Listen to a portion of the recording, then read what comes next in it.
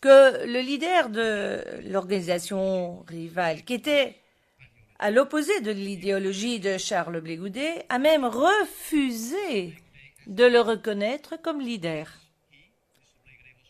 parce qu'il n'était pas d'accord avec l'idéologie de l'organisation et il n'était pas d'accord avec Charles Blé Goudet perçu comme trop pacifiste.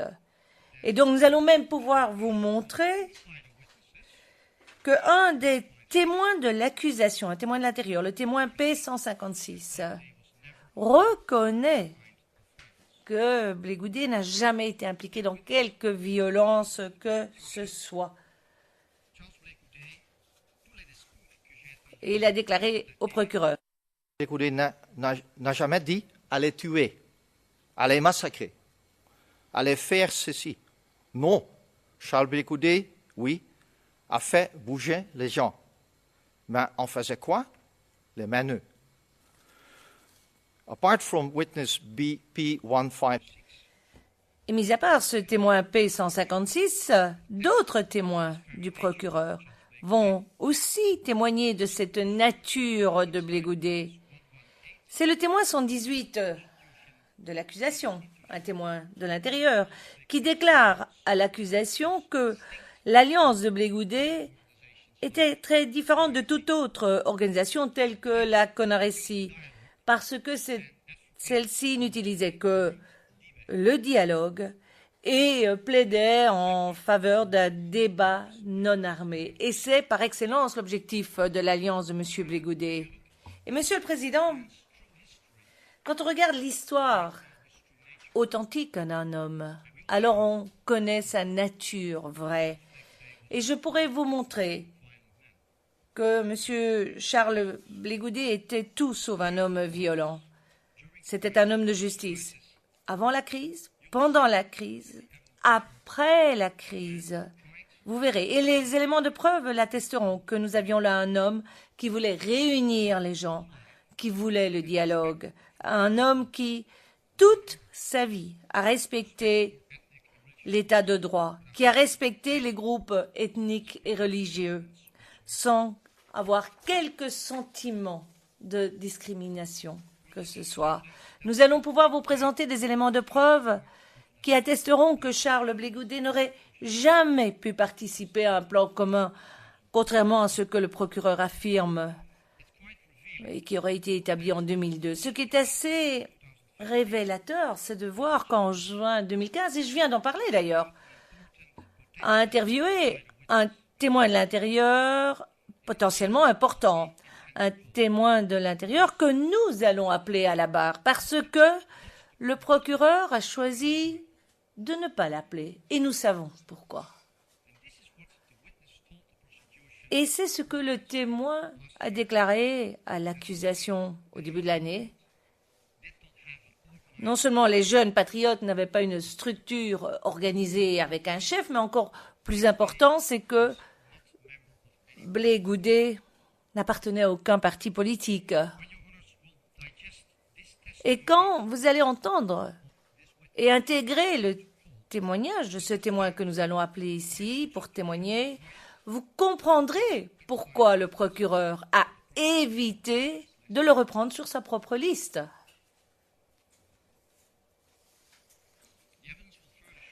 Et ensuite, les éléments de preuve que nous allons présenter vous montreront qu'avant la crise et pendant la crise, M. Blé Goudet maintenait des relations à la fois proches et amicales avec des membres de la communauté musulmane et avec des gens du Nord.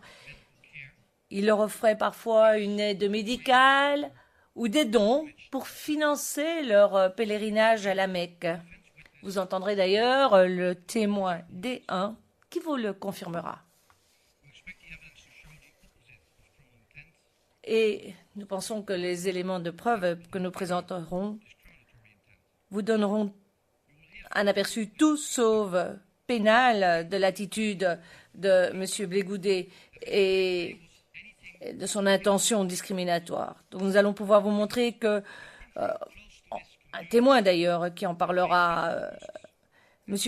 Goudet était tout sauf contre les musulmans. Il allait dans la communauté, il allait dans les mosquées, il participait à des cérémonies, il faisait des donations aux mosquées. Après tout, c'était pas l'islam qui attaquait la Côte d'Ivoire, c'était les forces de Ouattara et l'armée française qui a armé ces forces. Et c'est ce que ce témoin D7 déclarait déjà en août 2014. Alors, notre homme, Blé Goudet, qui a créé l'alliance au lendemain du coup d'État de 2002 par les forces rebelles, comment cet homme peut-il être targué d'être violent alors que l'alliance de M. Blé Goudet, avait dans ses rangs des musulmans et des gens du Nord? Je vais maintenant vous montrer un clip vidéo qui ne fera que confirmer ce que je viens juste de dire. Il est divisé en deux parties.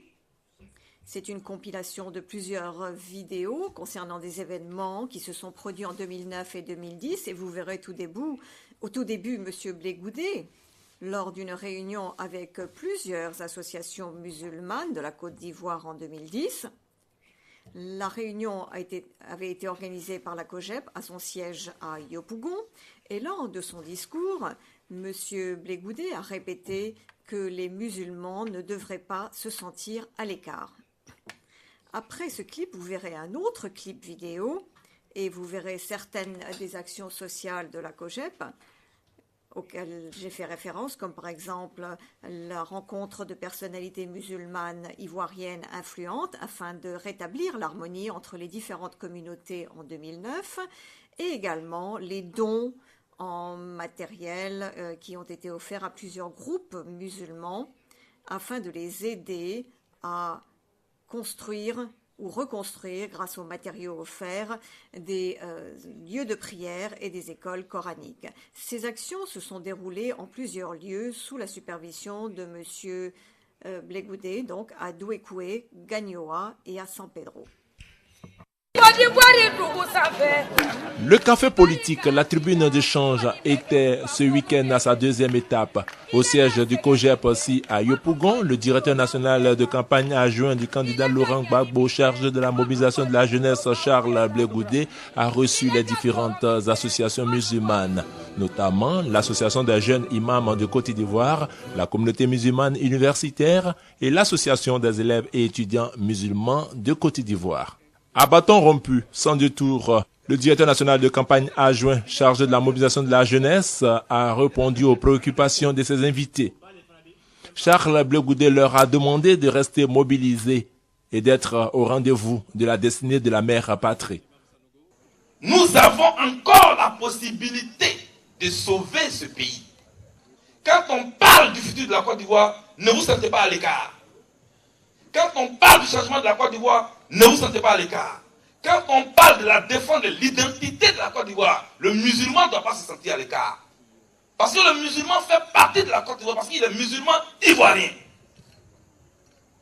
Quand on dit allons défendre la Côte d'Ivoire, ne soyez pas à l'écart. C'est avec vous qu'on va défendre la Côte d'Ivoire. Avec à la tête quelqu'un qui a une vision pour la Côte d'Ivoire.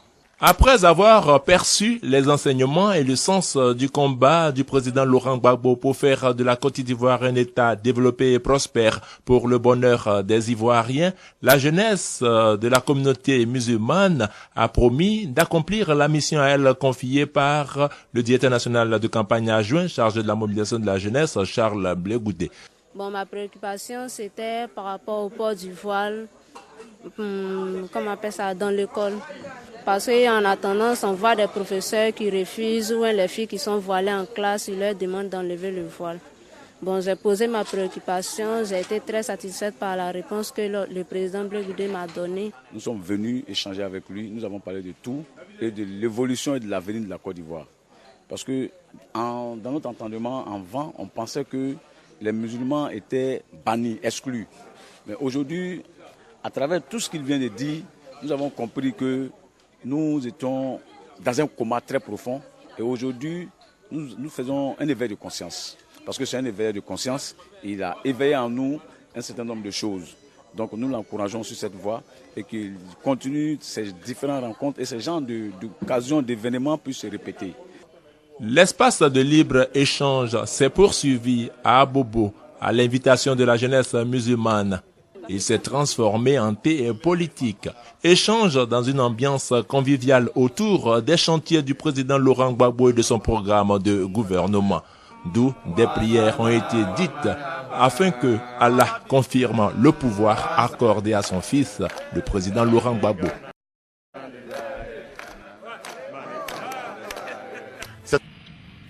Encourager la cohésion communautaire à travers des opérations sociales.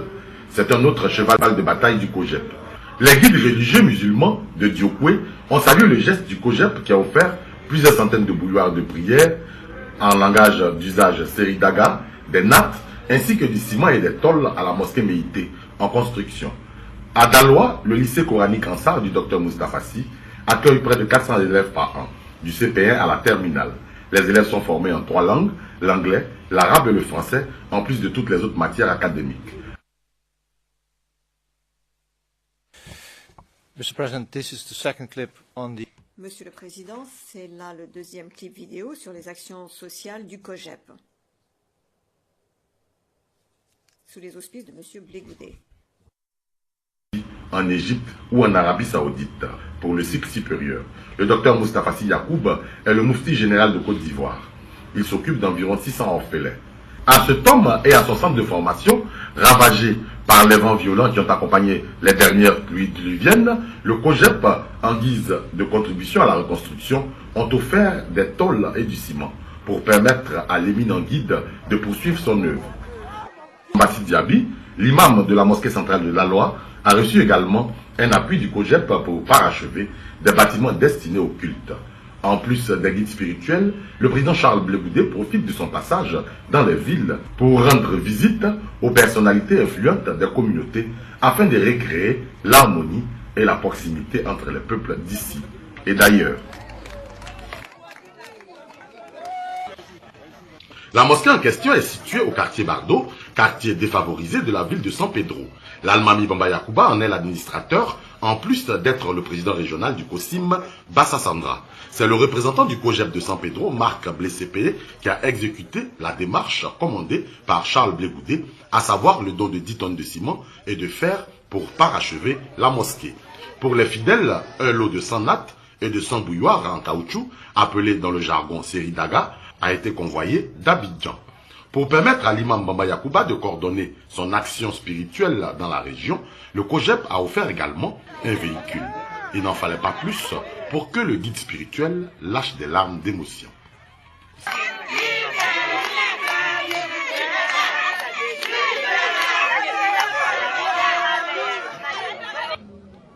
« 2005, 5 juin. Depuis 2005, le président Gbagbo n'a jamais oublié les musulmans. Le général Blé Goudet n'a jamais oublié les imams et les musulmans. Son petit frère qui est derrière lui, qui est blessé, a toujours pensé aux musulmans comme les grands frères. Aujourd'hui, lui n'a pas de pouvoir, c'est Dieu qui a pouvoir. Sa seule pouvoir, c'est le chapelet. Et ce qu'il a appris comme à l'école coranique au Mali, comme en Guinée et en Côte d'Ivoire, avec son village, avec son chapelet, c'est que son pouvoir, il va le faire. Blé Goudet, Allah Souta. Massa Tchao, Allah Souta. Blé Goudet n'est pas musulman, il est chrétien, mais le COJEP aujourd'hui a 2 objectifs. Il y a les objectifs politiques et les objectifs sociaux. Puisque nous recherchons la cohésion sociale, nous sommes en train de fouiller. Là où il y a beaucoup d'hommes, il faut faire en sorte pour que ces hommes-là vivent en paix et en bonne harmonie.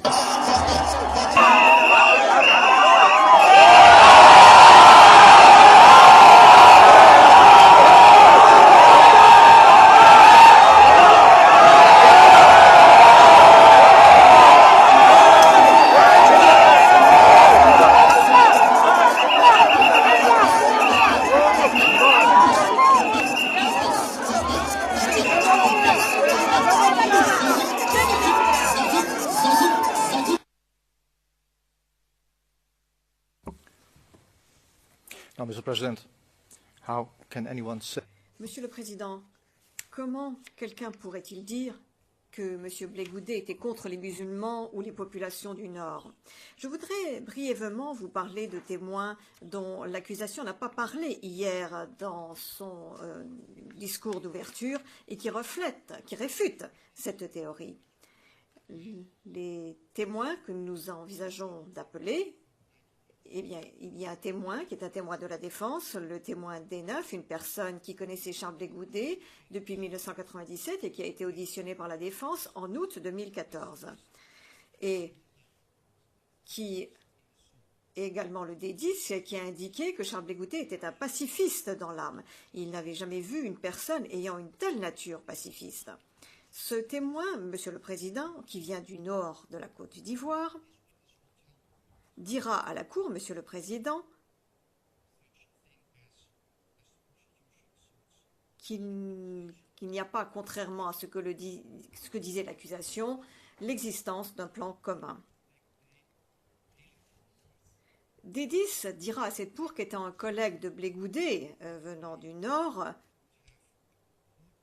qu'il n'aurait jamais accepté si Blé Goudet avait organisé un tel plan, le plan allégué, ou s'il avait donc mis en place un plan qui envisageait des actes de violence contre les musulmans alors qu'il était musulman lui-même.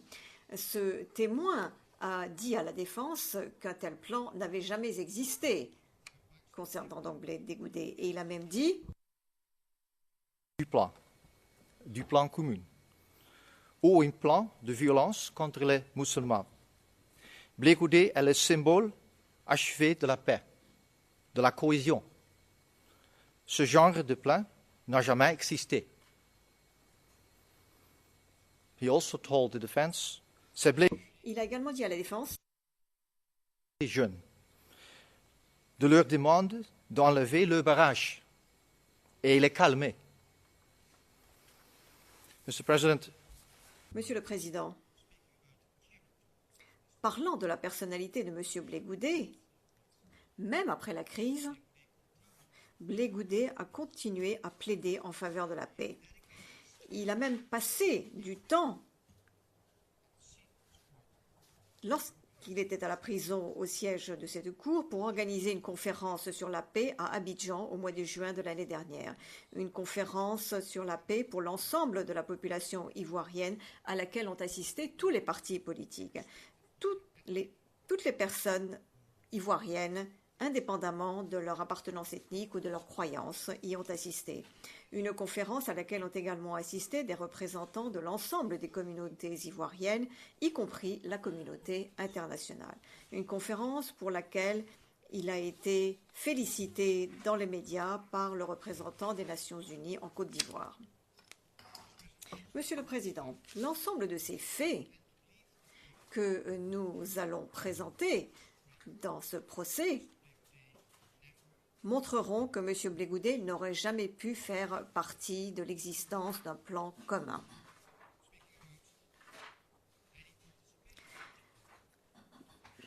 Ni n'aurait pu participer à un tel plan. Et les éléments de preuve montreront, Monsieur le Président, qu'il n'y avait pas de plan commun créé en 2001 et s'étendant jusqu'en 2011. Et s'il y en avait eu un, nous démontrerons qu'il avait été conçu par les forces de M. Ouattara pour renverser le gouvernement de M. Gbagbo. L'accusation a affirmé que le dit registre de la résidence présidentielle, auquel il est fait allusion dans sa déclaration d'ouverture, montre que M. Blé Goudet et M. Gbagbo étaient, et je cite, en contact permanent lors de la période concernée. L'accusation aurait apparemment laissé entendre que ce registre montrerait l'existence d'un entourage immédiat. Mais, Monsieur le Président, quels sont les faits dans la réalité? La réalité des faits montreront que le nom de M. Charles Blé Goudet n'est mentionné que 18 fois sur une durée de 106 jours, soit 4 mois, dans le cadre des charges, c'est-à-dire de novembre 2010 à avril 2011.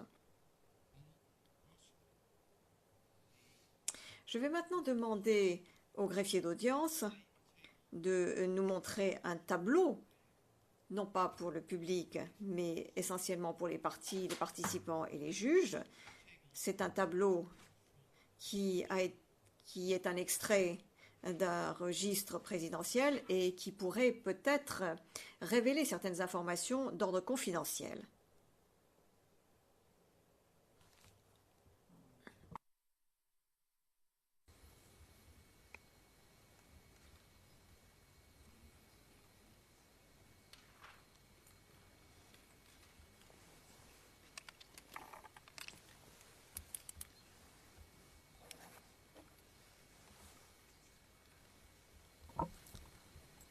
Monsieur le Président, avec votre permission, je demanderai simplement que les écrans soient un peu tournés afin d'éviter qu'ils soient montrés vers la galerie du public.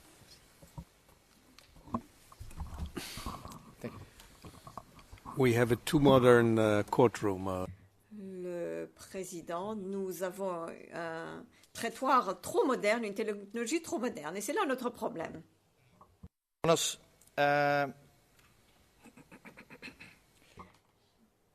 Maître Knoop, c'est une solution parfaite, merci. Monsieur le Président, si vous le permettez, je pense que maintenant vous devez pouvoir voir un tableau sur vos écrans qui comporte certains des noms de personnes qui auraient été inscrites dans le registre de la résidence présidentielle pendant la période concernée par les charges. Le Président interrompant, excusez-moi s'il vous plaît. Mais je pense qu'il faudrait faire la même chose de l'autre côté. Je ne sais pas. Enfin, vous voyez. I think so. I don't think it's... Enfin, je pense. Monsieur MacDonald, je ne pense pas que l'on puisse voir. C'est écrit tellement petit. Non. Le Président, bien. Monsieur MacDonald, merci. Monsieur Knoops, vous pouvez voir? Maître Knoops, Madame, Messieurs les juges, est-ce que vous avez cela à l'écran devant vous? Bien. Vous voyez à gauche, Monsieur le Président, le nom de plusieurs personnes et à droite, le nombre de références dans le registre. Et vous remarquerez que lorsque vous regardez la colonne de gauche, seules 3 personnes parmi celles mentionnées ici apparaissent dans le mémoire préliminaire de l'accusation comme faisant partie de ce qui est allégué comme étant l'entourage immédiat. Et vous voyez donc le nom de M. Blégoudet et la 3e personne à partir du bas qui est mentionnée donc 18 fois. Ces 18 saisies ont également été citées dans la décision de la confirmation des charges de la Chambre préliminaire, dans la note en bas de page 270. Et nous vous montrerons qu'aucune conclusion probante ne peut être tirée de ces simples chiffres. Et Monsieur le Président, comme vous l'avez à juste titre dit au début de ce procès, que sont les chiffres ? Que sont les nombres lorsqu'il n'y a pas de contexte, lorsqu'il n'y a pas de référence? Donc, aucune conclusion ne peut être tirée lorsque l'on compare ces 18 entrées avec le nombre de visiteurs fréquents, allégués, à la résidence présidentielle lorsque vous regardez le tableau que nous venons de vous montrer.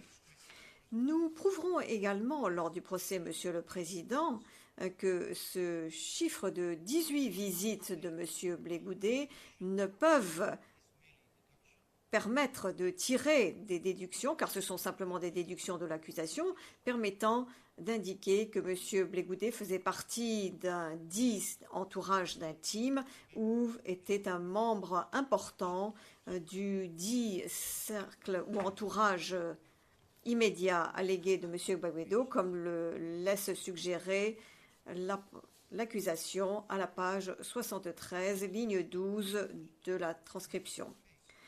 Monsieur le Président, jeudi, lorsque l'accusation a entamé son discours d'ouverture, l'accusation a parlé des visites au palais présidentiel qui se sont déroulées le 1er décembre 2010.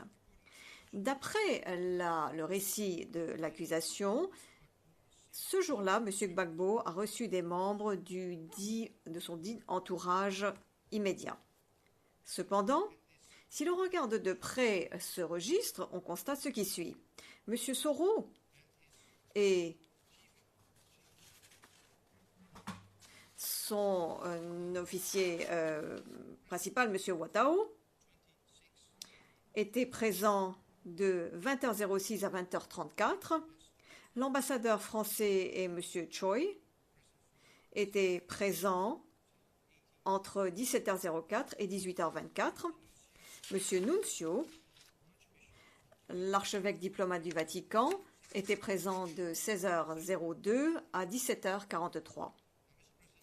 Bien, Monsieur le Président, cet exemple, ce simple exemple, réfute la thèse de l'accusation, à savoir que les saisies dans ce registre, sans aucun contexte, concernent toute l'existence d'un dit plan commun ou d'un entourage immédiat, à moins que la Cour n'accepte ou que l'accusation n'accepte également que M. Soro, M. Watao, l'ambassadeur français, M. Choi et M. Nuncio, qui est l'archevêque diplomate du Vatican, en faisait également partie de ce cercle, de cet entourage immédiat. Le président, je vais vous corriger si vous le permettez, ce n'est pas M. Nuncio, mais le nonce apostolique. Monsieur Knoups, excusez-moi, Monsieur le Président, c'est l'avantage que vous avez en tant que président italien dans cette cour. Merci beaucoup. Monsieur le Président, juste pour vous montrer que sans contexte aucun, la Cour ne peut tirer de conclusion de ce registre. Que sont les chiffres, en fait, comme nous l'avions dit? La Cour a remarqué, Monsieur le Président, que l'accusation n'a pas présenté à la Chambre une image complète des faits. Au fur et à mesure que se déroulera le procès, il apparaîtra clairement à la Cour que l'accusation n'a pas produit de registre pour la période 2001 à 2010, période qui précède la crise post-électorale pendant laquelle, comme le dit l'accusation dans sa thèse, un plan commun aurait été concocté et aurait été conçu. Et pourtant, sans une image complète de la situation et sans avoir l'ensemble des registres pour toute la période et pas uniquement le registre concernant ces 4 mois sur une période de 10 ans qui intéresse l'accusation, les documents présentés à cette Cour n'ont pas de valeur probante.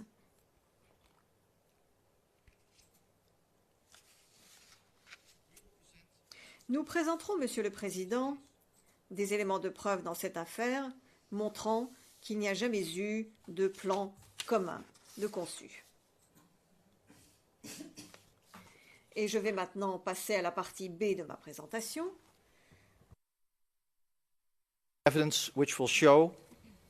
Des éléments de preuve qui montreront le contraire de ce qui a été allégué par l'accusation dans sa théorie. Les actions de M. Blé Goudet, qui vont bien à l'encontre d'un plan commun, et nous illustrerons cela par 2 faits. Tout d'abord, nous vous montrerons que M. Blé Goudet, tout au long de la période concernée, et également avant les événements, a entrepris des actions pour mettre un terme à la violence. Et deuxièmement, nous vous montrerons que ces discours étaient tout sauf de l'incitation à la haine. Et nous allons très brièvement maintenant passer au premier point, les actions de M. Blé Goudet pour mettre un terme à la violence. Nous montrerons des éléments de preuve qui non seulement saperont la théorie de l'accusation, mais qui seront totalement contradictoires. Et la première contradiction sera démontrée par des éléments de preuve qui montrent M. Blé Goudet entreprenant des actions pour mettre un terme à la violence. Un de nos témoins, le D10, attestera de cela et montrera que le seul rôle joué par M. Blé-Goudet dans la crise a été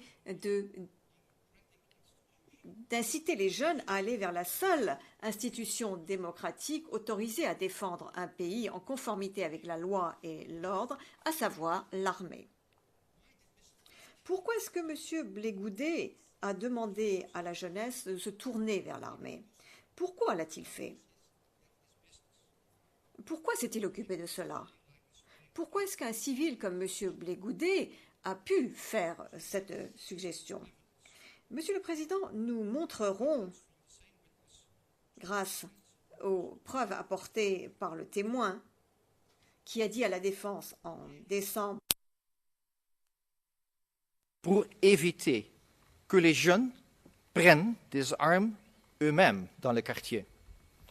Et donc, c'est à une mobilisation pour les empêcher d'être tentés de prendre les armes dans les quartiers. Dit is what witness D10. C'est là ce que le témoin des 10 nous a dit concernant les motivations et les intentions réelles de M. Blé-Goudet dans le cadre de son appel aux jeunes, les incitant à s'enrôler dans l'armée. Il ne cherchait pas à ouvrir la voie à la violence, il essayait au contraire de réduire et de diminuer la violence. Et que valent les images sans le contexte? Les images peuvent nous tromper lorsqu'elles ne sont pas resituées dans le bon contexte. Et ce que le témoin des 10 montrera devant cette cour montrera que la théorie de l'accusation est loin d'être crédible. Monsieur et Madame le juge, vous verrez dans la présentation des moyens de la défense, vous entendrez le témoin des 10 dans ce prétoire, lorsqu'il nous a dit en août 2014 que M. Blé-Goudet n'était pas capable d'organiser les réunions dont il est accusé et qu'il n'avait pas non plus de sentiment de discrimination à l'encontre des musulmans ou des Ivoiriens du Nord.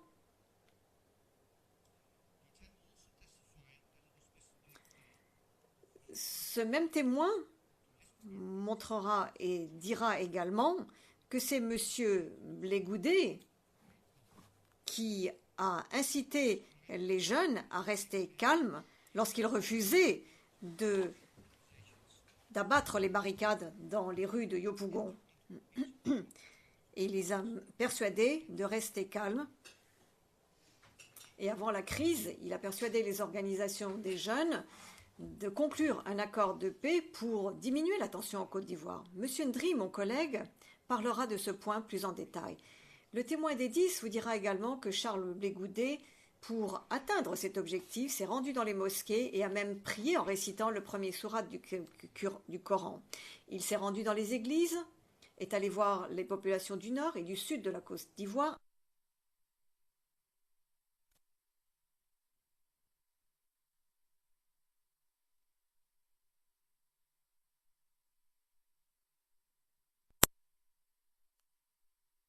Des 10, c'est là encore M. Charles Blé-Goudet qui a demandé aux jeunes de ne pas répondre à la violence par la violence et de ne pas prendre de risque de provoquer une guerre ethnique ou tribale qui était l'objectif du RDR.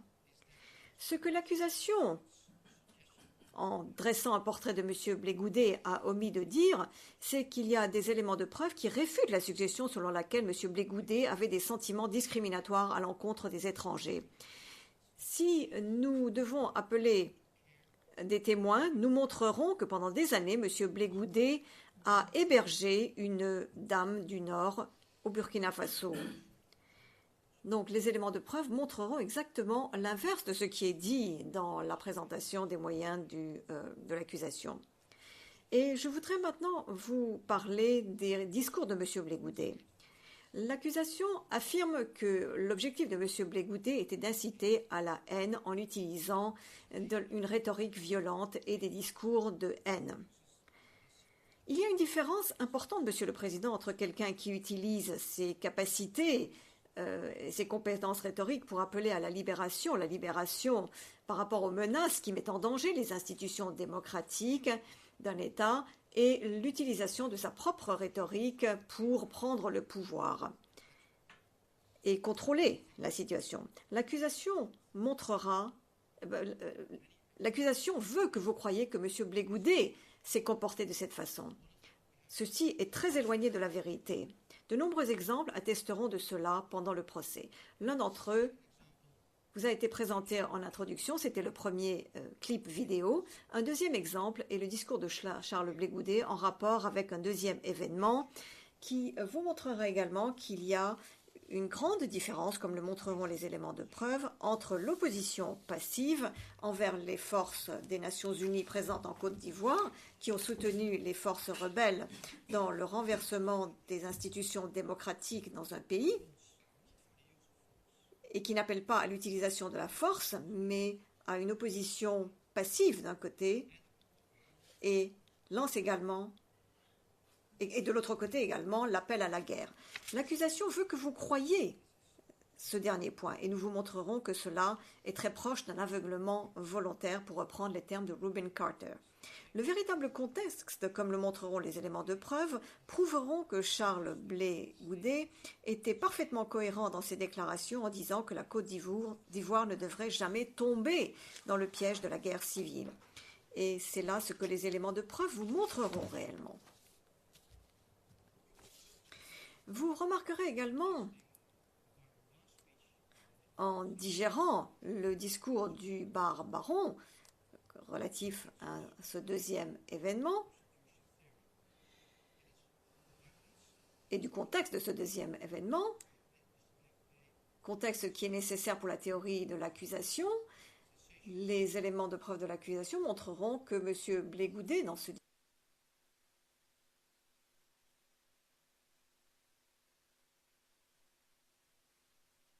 pour avaliser la violence. Bon, il s'agit de personnalités connues, de joueurs de football. C'est assez difficile à comprendre, cette notion. Alors, que présentent ces différents clichés? Eh bien, ils nous permettent de réfuter les allégations du bureau du procureur, suivant lesquelles M. Blé Goudet était le dirigeant incontesté de tous ces mouvements.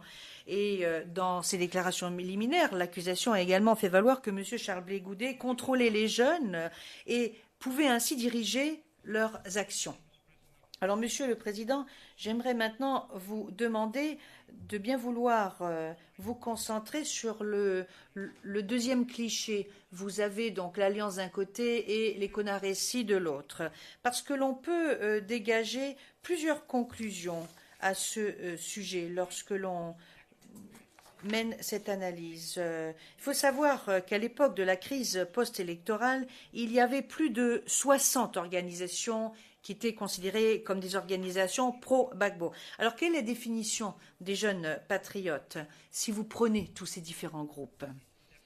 Quelle est la définition de la galaxie patriotique si vous prenez tous ces groupes? Alors, vous avez donc l'Alliance,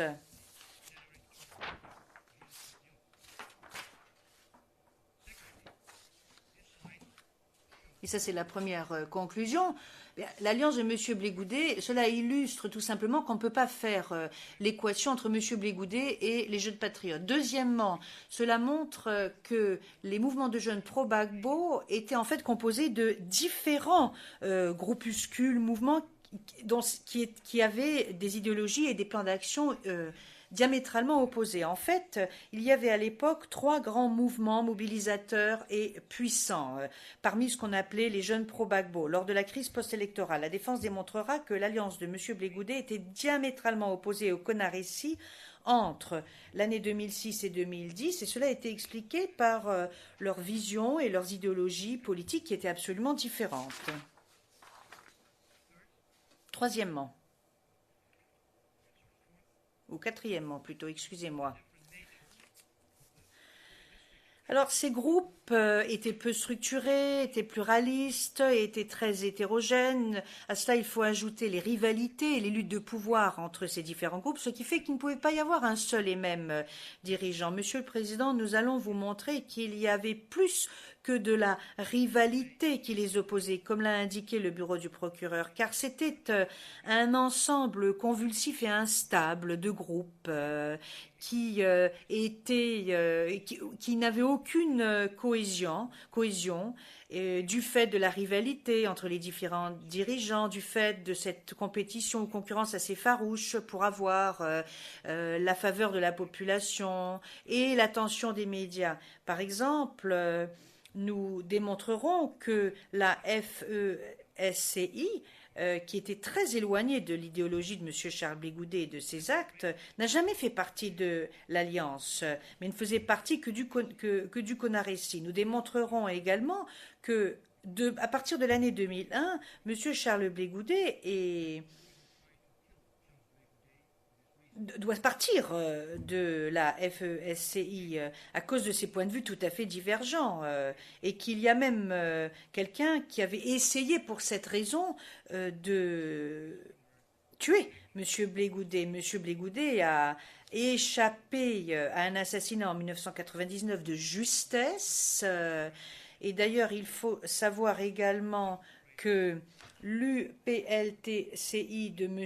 Eugène Duet, et nous allons le démontrer, était tout à fait séparé de l'alliance de M. Charles Blé Goudet, et ce depuis sa création le 23 septembre 2002. Et cela va également être confirmé par des témoins à charge. Nous allons vous présenter des éléments de preuve documentaires où vous pourrez voir M. Duet qui dit publiquement à haute voix que les groupes de jeunes n'ont pas un seul et même dirigeant. Et il accuse d'ailleurs même Monsieur Blé Goudet. Et il accuse Monsieur Blé Goudet d'avoir peur des armes. Toutes ces organisations, Monsieur le Président, à exception faite de l'organisation pacifique de Monsieur Blé Goudet, donc de l'Alliance, échappait totalement à son contrôle. D'ailleurs, ces groupes n'acceptaient même pas son autorité. En conséquence, il n'a pas été en mesure de les unir, de les unifier, ces groupes. Par exemple, le GPP, et le GPP, vous le trouvez à la droite des CONARECI. Le GPP de M. Touré était ouvertement opposé à M. Blé Goudet, et ce parce que M. Blé Goudet avait comme objectif de réconcilier le pays. Nous allons vous présenter des témoins qui confirmeront que M. Zegen Touré n'a jamais été sous le contrôle de M. Blé Goudet. Il en va de même pour le crack. Nous allons vous le démontrer. Le crack a été créé justement pour se distinguer de M. Charles Blé Goudet et de son alliance. Et puis, deux derniers éléments.